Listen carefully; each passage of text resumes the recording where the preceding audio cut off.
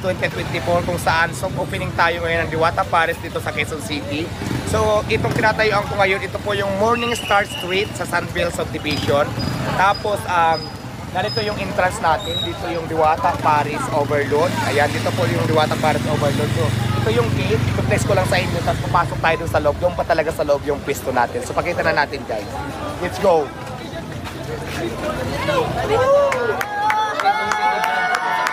So ayan, marami na siyang tao. Actually, hindi pa tayo grand opening ngayon na. Maraming salamat kasi soft opening pa lang natin, wala pa tayong tinda. So marami pa rin tao kung nakikita, puno pa rin.